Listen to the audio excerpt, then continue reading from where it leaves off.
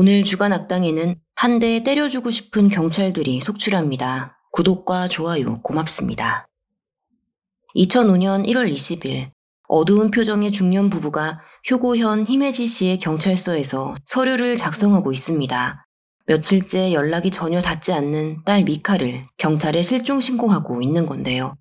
직장 가까이에서 독립해 살고 있는 딸과 마지막으로 통화를 한 날은 1월 9일이었습니다. 그리고 며칠 지나지 않아 또 전화를 걸었을 때 미카는 받지 않았습니다. 올해로 23살, 일도 하고 연애도 하고 친구도 만나고 한창 바쁠 나이입니다. 부모는 대수롭지 않게 생각했습니다. 적어도 다음 날엔 연락이 올 줄 알았습니다. 하지만 다음 날도 그 다음 날도 딸의 목소리를 들을 수 없자 미카의 아버지 사부로는 영 불안한 마음이 들었습니다. 부모에게 말도 없이 훌쩍 여행을 떠날 아이가 아니어서입니다. 무엇보다 낮엔 회사에 나가야 하는데 만약 미카가 며칠을 출근하지 않았다면 딸이 긴급 연락망으로 제출한 본가 전화번호로 연락이 왔을 겁니다. 아무리 생각해도 뭔가 이상하다고 느낀 대회는 결국 미카의 자취방으로 직접 나섰습니다. 스페어 키로 문을 열고 들어갔을 때 집안에는 아무도 없었습니다. 대체 얘가 어딜 간 건지 혹시 단서라도 찾을 수 있을까 싶어 부모는 딸아이의 집 이곳저곳을 뒤졌습니다. 하지만 여행할 때 필요한 물건을 챙겨간 흔적도 없었고 무엇보다 현금도 방 안에 그대로 있었습니다. 사부로는 이제 불안을 넘어 겁이 덜컥 났습니다. 그래서 더 고민 없이 경찰서로 뛰었던 것입니다. 하지만 애타는 부모와는 달리 경찰은 천하태평 만만디였습니다. 제출된 신고서를 쭉 훑어본 경찰은 서류를 되돌려주면서 말했습니다. 아버님, 우리 경찰서에 1년간 들어오는 실종 신고가 몇 건인지 아세요? 무려 1200건입니다. 이런 자잘한 신고까지 일일이 다 받으면 경찰 업무가 마비되지 않겠습니까?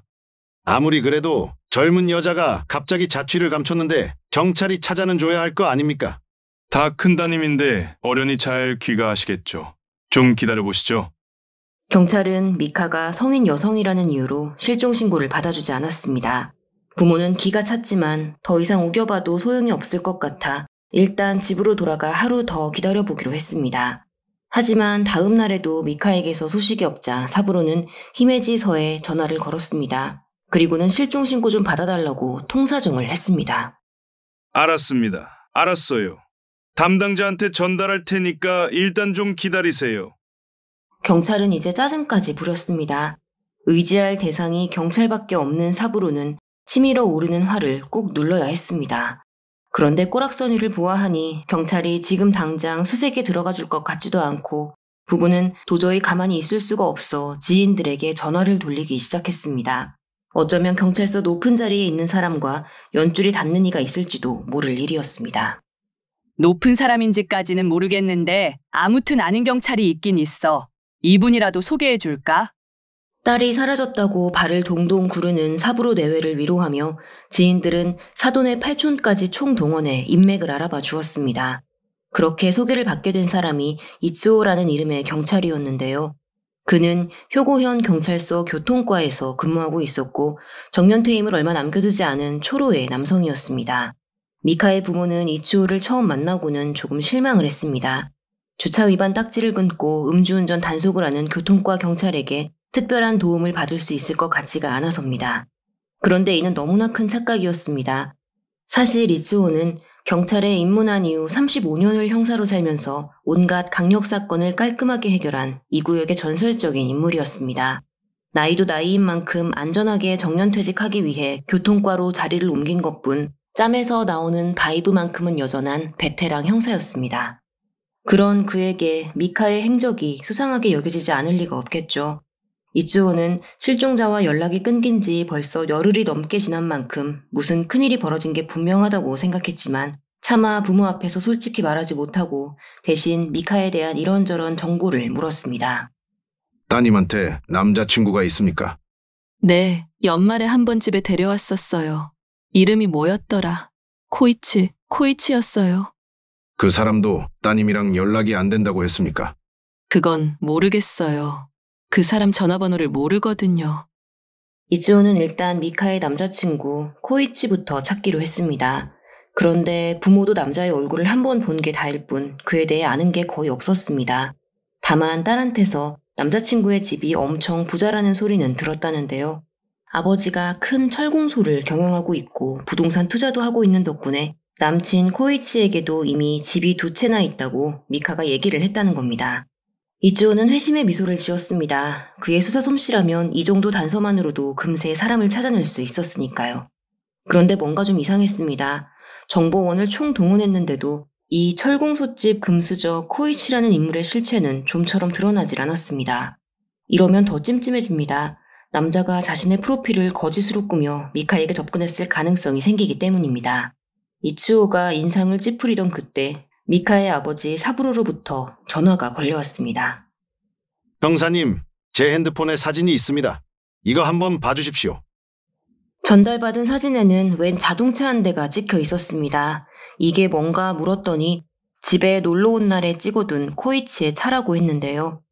딸 키우는 아버지의 마음이 다 그런 건지 사부로는 이 코이치라는 남자가 영 신경이 쓰였다고 합니다.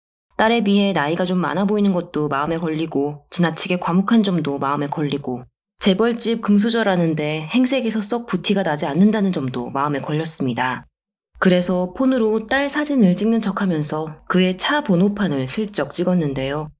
무슨 대단한 의미나 계획을 가지고 도찰을 한 건 또 아니라서 사부로는 금세 사진의 존재를 잊어버렸습니다. 그러다 미카가 사라진 지금에야 그날의 기억이 번뜩 떠오른 것이었습니다. 이츠오는 쾌재를 불렀습니다. 교통과에 근무하고 있으니 차량 번호 조회는 거짓말 좀 보태 1초 만에 가능했습니다. 예상대로 차주는 코이치가 아니라 다카야나기 카즈야라는 39세 남성이었습니다. 이 차주가 코이치와 가까운 사이라서 자신의 차를 빌려줬을 수도 있겠지만 형사생활만 30년을 넘게 한 이츠오가 이런 비슷한 경우를 겪어보지 않았을 리가 없습니다. 이츠오는 다카야나기가 곧 코이치이며 그가 미카를 악의적으로 속이고 접근했다고 확신했습니다. 하지만 이미 교통과로 소속을 옮긴 그로서는 수사를 할 권한도 없었고 다른 관할의 일에 함부로 나설 수도 없었는데요. 이츠오는 곧장 히메지서 수사과로 전화를 걸어 자초지종을 설명한 뒤 다카야나기 카즈야라는 남자의 집에 한번 찾아가 보라는 말을 전했습니다. 그러자 수화기 건너편에서 히메지서 직원이 피식 웃었습니다. 아니, 콧방귀를 뀌었다는 표현이 더 정확합니다. 우리 일은 우리가 알아서 합니다. 신경 쓰지 마세요. 실종신고 접수는 된 겁니까? 알아서 한다니까요. 은퇴 앞두고 왜 이러시는지 이해가 안 가네요. 히메지 경찰서는 미카의 부모뿐만 아니라 한참 선배인 전직 형사까지도 철저히 무시를 했습니다.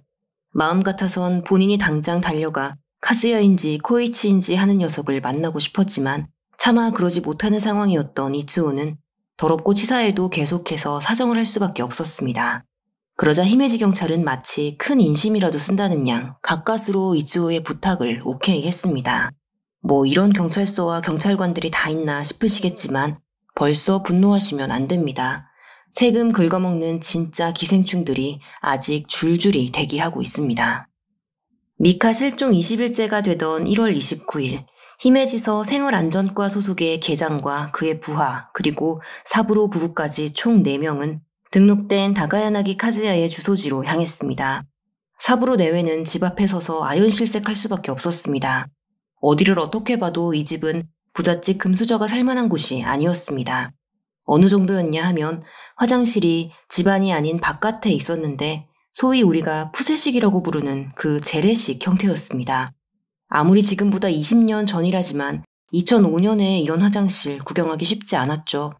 얼마나 낡고 초라한 집이었는지 짐작하실 수 있을 겁니다. 경찰들이 문을 두드리자 다카야나기라는 남자가 집안에서 나왔습니다. 그는 문 앞에 서 있는 사부로 부부를 힐끗 보고도 별로 놀라지 않았습니다. 프로필을 속여 여자에게 접근했다가 들킨 경험이 한두 번이 아닌 게 분명했습니다. 하지만 지금 부부에게 중요한 건 남자가 거짓말을 했는지 아닌지가 아니라 딸 미카의 행방입니다.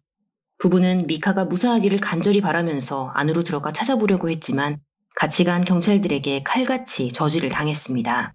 우리가 알아서 할 테니 당신네들은 얌전히 기다리기만 하라는 겁니다. 어쩔 수 없이 부부는 밖에 서 있을 수밖에 없었고 계장 한 명만 집 안으로 들어갔습니다. 그는 불과 몇 분도 채 지나지 않아 다시 밖으로 나오더니 심드렁한 투로 말했습니다. 이 집에 따님은 없네요. 이만 돌아가시죠. 경찰의 무성의한 태도에 사부로 부부는 그야말로 미치고 팔짝 뛸 것 같았습니다. 지금 이곳을 떠나면 다시는 이 다카야나기 카즈야라는 사람에게서 미카의 행방을 물을 수 없을지 모릅니다. 부부는 거의 애원을 하다시피 계장에게 매달렸습니다. 제발 안에 들어가 볼 수 있게, 자신들의 눈으로 직접 확인할 수 있게 해달라고 말입니다. 계장은 귀찮다는 표정을 지으며 둘 중 한 사람에게만 출입을 허락했습니다. 미카의 어머니 에리코가 뛰어 들어갔습니다. 그런데 집 안에 들어서자마자 눈에 띈 것은 바닥에 쓰러져 기운을 못 차리고 있는 웬 젊은 여성이었습니다. 에리코는 설마 하는 생각에 미카의 이름을 부르며 가까이 다가갔지만 그녀는 딸이 아니었습니다. 실망감인지 안도감인지 모를 마음이 한 차례 지나가자 비로소 집안 상태가 에리코의 눈에 들어왔습니다. 가장 먼저 보인 것은 바닥을 굴러다니는 수갑이었는데요. 왜 이런 게 여기 있지 하는 순간 바로 옆에 더 이상한 게 놓여있는 걸 발견했습니다. 전기 충격기였습니다. 그 밖에도 묶는 것, 때리는 것, 기타 해결망측한 것들이 여기저기 널브러져 있었습니다. 보고 있는 것만으로도 에리코의 정신이 혼미해질 지경이었습니다. 하지만 무엇보다 그녀의 신경을 거슬리게 하는 것은 바로 집안을 가득 채운 이상한 냄새였습니다. 살면서 한 번도 맡아보지 못한, 그래서 그 고약함을 말로 표현하기조차 어려운 역겨운 냄새 때문에 에리코는 더 이상 버티고 있기가 어려울 지경이었습니다. 하지만 어떻게든 참고 견디며 집안 구석구석을 꼼꼼하게 살핀 결과 카펫 위에 진한 얼룩이 져 있는 것을 발견하는데요. 그녀의 눈에 얼룩은 분명 핏자국으로 보였습니다. 에리코는 급히 밖으로 나가 경찰들에게 알렸습니다. 안에 핏자국이 있어요. 정신이 몽롱한 여자도 있고요. 경찰관님, 너무 수상해요. 제발 다시 한번 살펴봐 주시면 안 될까요? 이 아줌마 되게 귀찮게 하네. 딱 그런 표정으로 생활안전과 계장이 다시 집안에 들어갔습니다. 그러더니 또 금세 밖으로 나왔는데요. 그의 눈에는 이곳이 어른의 플레이를 격하게 즐기는 남녀의 성스러운 공간쯤으로 보였나 봅니다.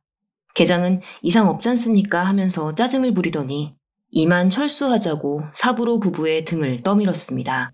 이때 다카야나기는 어떤 반응을 보이고 있었을까요? 아까나 지금이나 별반 달라진 게 없었습니다.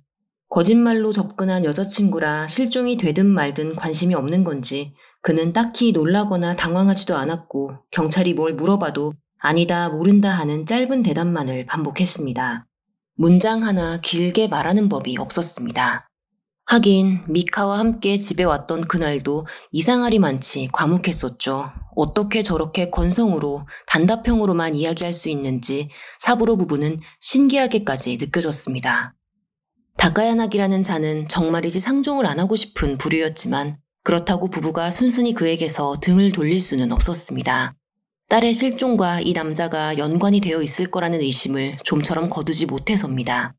부부는 생활안전과 경찰들 앞에서는 집에 돌아가는 척을 하면서 이츠오에게 전화를 걸었습니다. 집안에 핏자국이 있었다. 반쯤 기절해 있는 어린 여자도 있었다. 구토를 유발할 정도로 지독한 냄새도 났다. 미카의 어머니 에리코는 마지막 동아줄, 아니 유일한 동아줄인 전직 형사 이츠오에게 방금 겪은 일을 하나도 빼놓지 않고 이야기했습니다.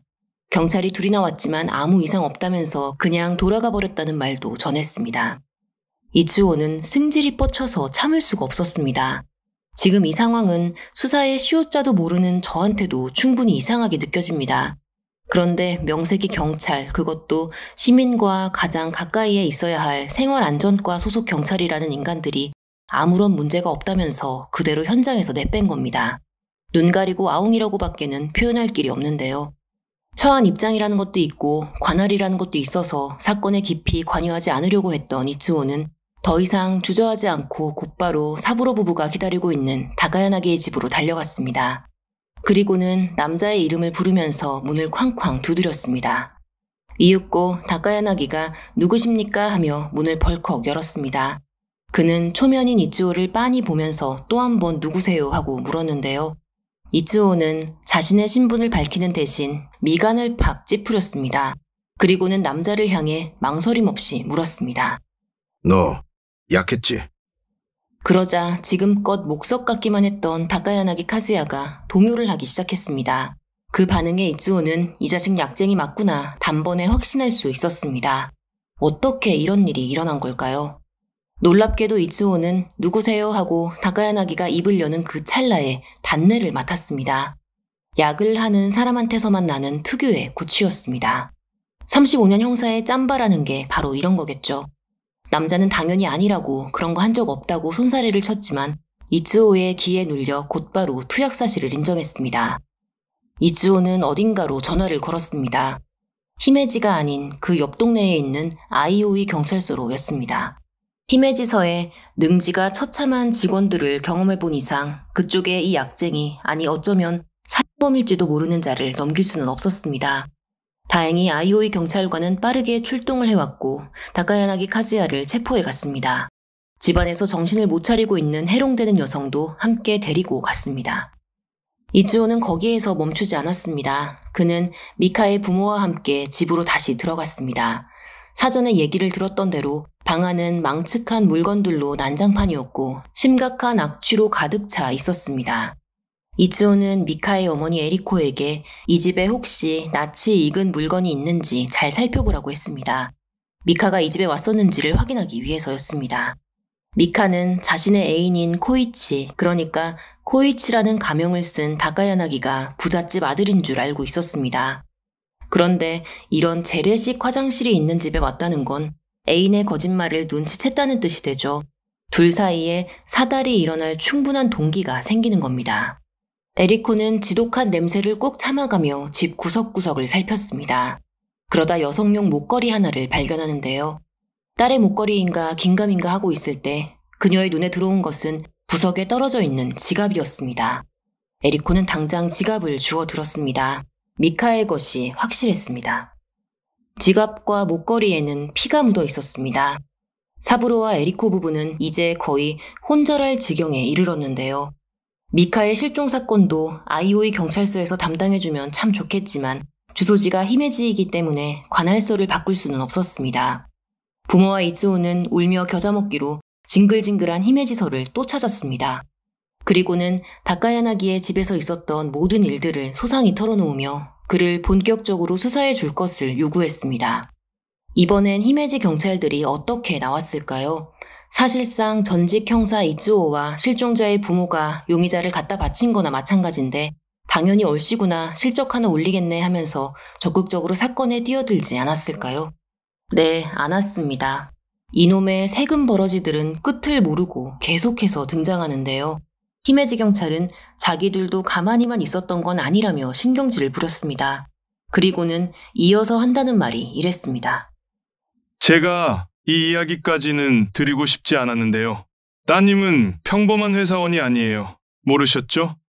예? 대체 그게 무슨 뜻입니까? 따님, 성매업소에서 일하고 있었습니다. 원래 업소녀들은 가게 옮길 때 종종 이렇게 잠수 탑니다. 따님 돌아오면 따뜻하게나 맞아주십시오.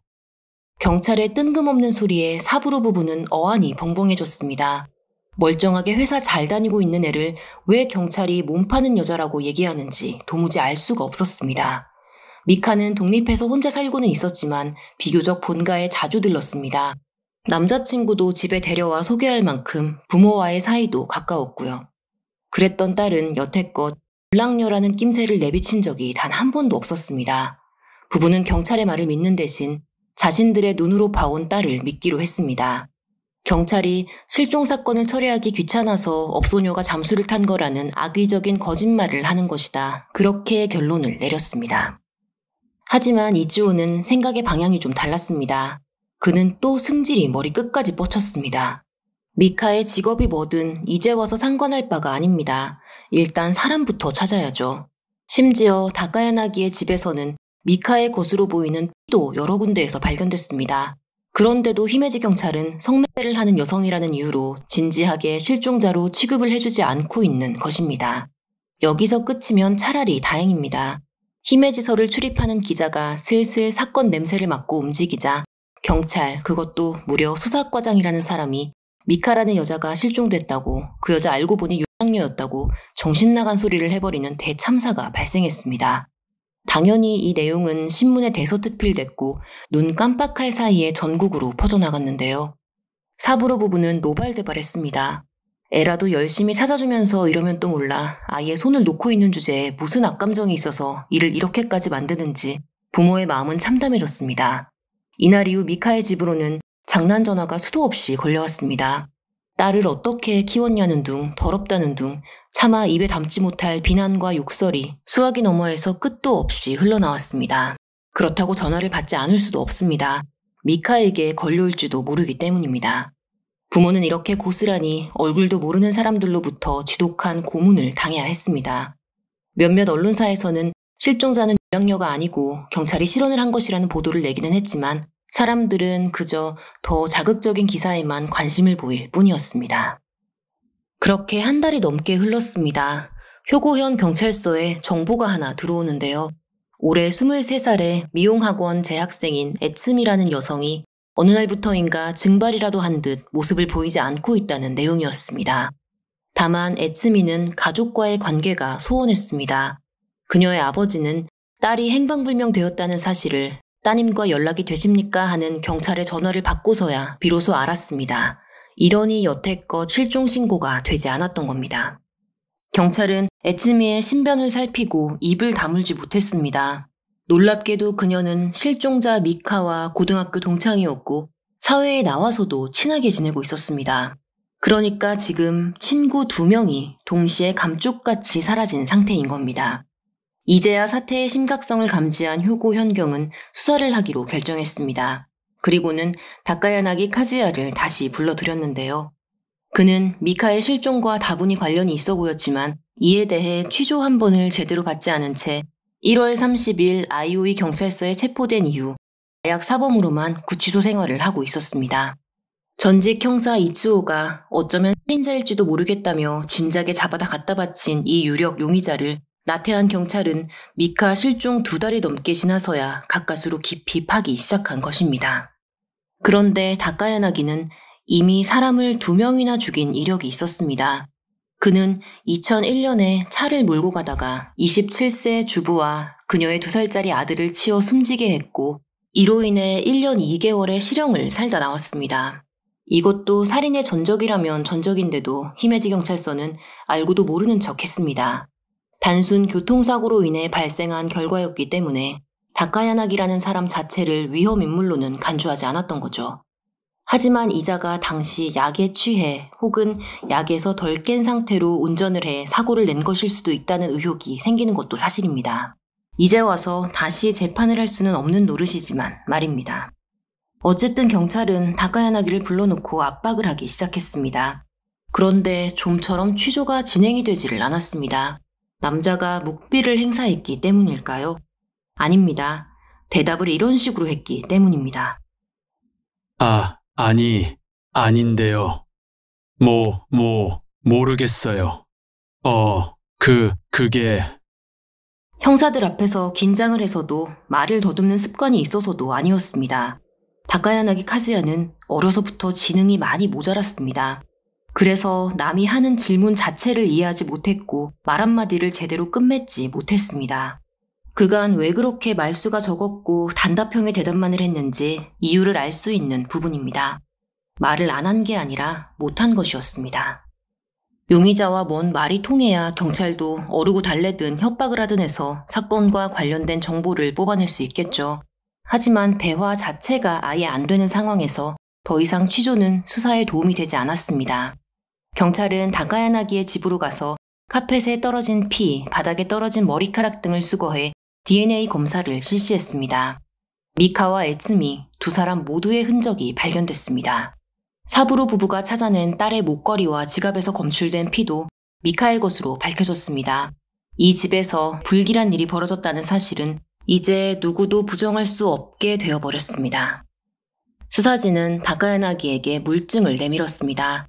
그러자 2005년 4월 12일 그가 2 여자를 살해해 시신을 유기했다고 마침내 자백을 했습니다. DNA 증거라는 것에 대해 다카야나기가 이해를 했는지 못했는지는 밝혀진 바가 없습니다. 이 때문에 어쨌든 범인에게 자백을 받아냈으면 됐다 하는 여론과 경찰이 지적 장애인에게 강압 수사를 했다는 여론이 동시에 생겨나기도 했습니다. 이때까지만 해도 다카야나기의 정확한 IQ는 알려진 바가 없었는데요. 추후 재판 과정에서 측정을 해본 결과 63이 나왔습니다. 장애인 등록만 하지 않았을 뿐 사실상 지적 장애 3급에 해당하는 수치입니다. 그렇다면 이제부터 다카야나기의 진술을 토대로 사건의 전말을 정리해 보겠습니다. 초등학교 저학년생 수준의 이해력과 표현력을 지닌 IQ 63 가해자의 진술을 어디까지 믿으실지는 전적으로 여러분의 결정에 달려 있습니다. 사망한 피해자들은 말을 할 수 없습니다. 꼭 기억해 주시고 시청해 주시면 감사하겠습니다. 1965년생인 다카야나기 카즈야는 효고현에서 용접 일을 하고 있었습니다. 지능이 낮아 또래 친구들과 잘 어울리지 못했고 고등학교도 끝까지 다니지 못했습니다. 그런데 성인이 되어 결혼은 또 한 번도 아닌 2번을 했습니다. 아주 일상적이고 기초적인 대화를 제외하면 커뮤니케이션이 거의 불가능한 사람이 어떻게 결혼을 2번이나 했는지는 의문이지만 결과적으로 2번 다 이혼을 했고 전 아내들에 대해서는 밝혀진 바가 없습니다. 그는 앞서도 밝혔듯 2001년 교통사고를 내 젊은 엄마와 어린 아들을 숨지게 했습니다. 1년 2개월의 실형을 살다 나온 뒤에는 일당벌이를 하며 대충 먹고 살았는데 그래도 모아둔 돈이 1,000만 원 정도 있었다고 합니다. 다카야나기는 이 돈을 생활비로 쓰는 게 아니라 윤락업소를 다니는 데에 썼습니다. 그곳에서 만난 사람이 바로 미카였죠. 미카가 부모 몰래 업소에서 일을 했다는 점은 재판 과정에서 사실로 드러났습니다. 그렇다고 해서 실종 신고를 깡그리 무시하는 데에 모자라 언론에 미카의 개인정보까지 공개한 경찰에게 면죄부가 생기는 것은 결코 아닐 겁니다. 다카야나기는 미카에게 반했습니다. 그 마음을 눈치챈 미카는 다카야나기에게 화대 이외에도 돈이나 선물 등을 요구했습니다. 남자는 미카에게 명품 가방을 사주고 휴대폰도 액세서리도 사주었습니다. 현금으로 용돈도 주었습니다. 결국 모아놓았던 1,000만 원은 눈 깜빡할 사이에 15만 원밖에 남지 않아 이제 화대도 지불하지 못할 지경에 이르렀는데요. 이때 미카가 우리 큰아버지가 야쿠자라면서 돈을 주지 않으면 큰아버지에게 잃을 거라면서 협박 아닌 협박을 했습니다. 그러더니 친구 에츠미를 대동하고는 다카야나기의 집에 불쑥 쳐들어가 약 일주일을 머물렀습니다. 2005년 1월 9일 다카야나기와 미카는 돈 문제로 싸움을 했습니다. 그러다 화가 치민 남자가 집에 있던 망치를 들어 미카의 머리를 수차례 내리쳐 살해했습니다. 방 안에 있다가 무슨 일인가 싶어 거실로 나온 에츠코 또한 목격자를 제거하기 위해 다카야나기가 같은 방법으로 살해했습니다. 남자는 자신이 죽인 2 여자를 토막내어 며칠에 걸쳐 산과 바다 이곳저곳에 버렸습니다. 이것이 범인이 밝힌 범행 동기와 과정입니다. 생존한 피해자도 없고 목격자도 없기 때문에 전혀 교차 검증이 되지 않은 일방적인 진술입니다. 업소녀가 어리숙한 남자를 호구로 삼은 것까지는 뭐 알겠습니다. 하지만 일부 사람들은 미카가 친구 에츠미까지 동행해 다카야나기의 집에서 일주일을 머물렀다는 부분에 의문을 표했습니다. 앞서 말씀드렸듯 이 집 화장실 푸세식입니다. 멀쩡한 자기 원룸 놔두고 그 허름하고 불편한 집에서 생활을 할 이유가 대체 무엇인지 짐작도 되지를 않는 거죠. 그 집에서 비빈다고 해서 다카야나기에게 없는 돈이 생기는 것도 아닌데 말입니다. 이러한 이유로 미카의 부모는 다카야나기가 거짓말을 한다고 확신했습니다. 그들은 남자친구 코이치의 거짓말을 알게 된 미카가 집까지 따지러 갔다가 변을 당했다고 주장합니다. 다카야나기를 호구로만 생각했다면 굳이 집으로 데려와 부모에게 소개를 시킬 이유가 없다는 얘기입니다. 그러나 다카야나기의 변호 측은 애당초 그가 미카에게 부자라는 거짓말을 했을 리가 없고 만약에 했다 한들 미카가 믿었을 리가 없다고 강변하는데요. 입만 열면 모자란 사람인 게 티가 나고 행색 역시 평범 그 자체인 게 빤히 보이는데 어떻게 여자 그것도 접객을 하며 눈치가 빨라진 업소녀에게 자신이 부잣집 아들이라는 거짓말을 할 수 있겠느냐는 주장입니다. 이렇게 되면 이야기는 도돌이표가 되고 맙니다. 미카는 부자도 아니고 지능도 정상이 아닌 남자를 왜 부모에게 남친이라고 소개했던 걸까요? 만약 다카야나기가 부자가 아니라는 것도 알고 있었고 그와 사귀는 것도 아니었다면 왜 미카는 볼 일도 없는 남자의 집에 친구와 일주일이나 머물다 끝내 살해까지 당한 걸까요? 이 부분은 재판이 끝난 지 한참 지난 지금도 풀리지 않는 미스터리로 남아 있습니다. IQ가 63인 범인의 진술에는 빈틈이 많아도 너무 많았습니다. 하지만 본격적인 수사가 범행 2달 후에나 시작되는 바람에 경찰은 무엇 하나 도움이 되는 증거를 찾을 수가 없었습니다. 그러니 범행의 전말이 완만하게 재구성이 되지 못해 다른 사건들보다 뇌피셜이 특히 더 만연하게 된 거죠. 이게 다 히메지 경찰서가 전직 형사 이츠오와 미카의 부모를 무시하면서 초동 수사의 기회를 발로 뻥 차버렸기 때문에 발생한 일입니다. 사건이 종결된 후 히메지 경찰서 대표인단은 미카의 부모에게 도계자를 박았습니다. 이 도계자를 박았다는 말이 그냥 관용적 표현이나 인터넷 유행어가 아니고 지금 보고 계시듯 진짜로 그렇게 사죄를 했습니다. 사부로 부부는 경찰 당국을 상대로 별도의 소송은 하지 않은 것으로 보이지만 히메지 경찰서의 어처구니 없는 대응은 세월이 한참 지난 지금까지도 종종 대중의 회자가 되면서 경찰에 대한 국민의 신뢰도를 떨어뜨리는 데에 일조하고 있습니다. 다시 사건으로 돌아가 경찰은 희생된 2 여성을 수습하기 위해 다카야나기가 시신을 유기했다는 산을 샅샅이 뒤졌고 잠수부를 동원해 바다도 여러 번 뒤졌습니다. 그 결과 미카와 에츠코의 토막난 유골들을 발견할 수 있었지만 완전히 뼈밖에 남아있지를 않아 약물 검사를 할 수도 없었고 사망 전에 물리적, 성적 공격을 받았는지도 알아낼 수가 없었습니다. 다만 충격적인 사실은 2 사람 다 머리는 발견이 되지 않았다는 점입니다. 유가족은 제발 끝까지 찾아달라고 간청을 했지만 경찰로부터 비용이 부족하다는 이유로 거부를 당했고 두개골은 찾지 못한 채 유해 수색이 종료가 되었습니다. 2 사람의 머리가 바다 저 멀리 떠내려간 건지 산속 어딘가에 있는데 찾지를 못한 건지 그것도 아니면 다카야나기가 일부러 머리를 버린 곳만 진술하지 않은 건지는 이제 영원히 알 수가 없게 되었습니다. 재판이 시작됐습니다. 다카야나기 본인 입으로 2 여자를 망치로 때려 죽였다고는 했지만 목격자도 없고 흉기도 못 찾았고 수습된 유해를 통해 알 수 있는 것도 없었습니다. 범행 동기도 어느 쪽에서는 돈을 요구당해서라고 주장하고 있고 또 어느 쪽에서는 거짓말이 들켜서라고 주장하고 있습니다. 범행 당사자가 멀쩡하게 살아서 법정에 서 있는데도 검찰 측, 변호 측 모두 범행의 동기를 명확하게 규정하지 못하고 있는 겁니다. 피고인이 지적 장애인인데다 약물 중독자인 탓입니다. 이러다간 판사가 범인의 심신미약을 인정해 형량을 확 낮추어서 선고하거나 심하면 감옥이 아닌 병원으로 보내라고 명령을 할지도 모를 상황이 됐는데요. 재판부는 어떤 결정을 내렸을까요? 그들은 다카야나기가 부자라고 거짓말을 한 것을 들키는 바람에 미카와 다투다 그녀를 죽였고 목격자를 없애기 위해 친구 에츠코도 죽였다는 검찰 측의 주장에 손을 들어주었습니다. 변호인은 끝까지 피고인에게 자신의 행동을 책임질 수 있는 능력이 없다고 피력했지만 재판부는 이 역시 인정하지 않았습니다. 학습 지능이 낮다고 해서 선악을 구분하지 못하는 건 아니라는 뜻입니다. 2013년 11월 25일 대법원은 피고인이 강한 사리에 근거한 잔인한 범행을 저질렀으나 비합리적인 변명만 늘어놓을 뿐 진지한 반성의 태도가 없다면서 다카야나기 카즈야에게 사형 선고를 확정했습니다. 그는 현재 오사카 구치소에서 형이 집행될 날을 기다리고 있습니다. 사건을 조사하면서 혹시 범인이 멍청한 연기를 하고 있는 게 아닌가 하는 의심이 좀 들었습니다. 비록 이혼을 했지만 결혼도 2번이나 했었고 용접일을 하며 밥벌이도 하고 있었고 사망사고를 내긴 했지만 운전면허도 땄던 사람인지라 진짜 IQ가 63이 맞나 싶었는데요. 다카야나기 카즈야의 공판을 방청한 익명의 인물이 인터넷에 남긴 후기에 따르면 피고인은 정말로 판사, 변호사, 검사의 질문에 답변 한마디를 제대로 못했다고 합니다.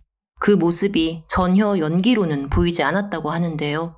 어느 프리랜서 기자의 후일담도 있습니다.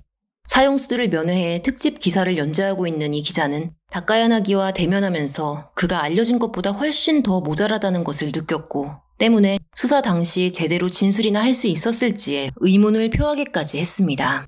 이러한 증언들로 볼 때 범인의 지능이 많이 떨어진다는 점은 의심의 여지가 없을 것 같은데요. 그렇다면 이 정도 수준의 지적 장애인이 진술한 사건의 전말은 과연 진실에 가깝다 할 수 있을까요? 정확하게 재구성된 범행 내용을 바탕으로 합당한 처벌이 선고된 것이 맞다고는 할 수 있을까요? 피고인에게 법정 최고형이 내려진 데에는 조금도 이견이 없지만 저 개인적으로는 뭔가 사이다스럽지 않은 뒷맛이 남았습니다. 여러분은 어떻게 생각하시는지 댓글로 자유롭게 남겨주시기 바랍니다. 마지막으로 이 사건의 범인을 잡은 실질적인 히어로 전직 형사 이츠오의 근황을 알려드립니다. 그는 30년 넘게 수많은 강력 사건을 해결했던 경력을 살려 현재 여러 범죄 관련 TV 프로그램에 출연을 하거나 강연 활동을 하고 있습니다. 미제 사건을 해결하는 데에도 도움을 주고 있다고 하네요. 이츠오 같은 경찰이 세상에 더 많아졌으면 하는 바람입니다. 돌아가신 두 분의 명복을 빕니다. 피해자가 아닌 가해자에게 삿대질 해주시기를 간곡히 부탁드리며 오늘의 주간 악당을 마무리하겠습니다. 채널에 더 흥미로운 사건 사고 콘텐츠가 많이 준비되어 있습니다. 오셔서 구독 버튼도 꼭 눌러주세요. 시청해주신 여러분 고맙습니다.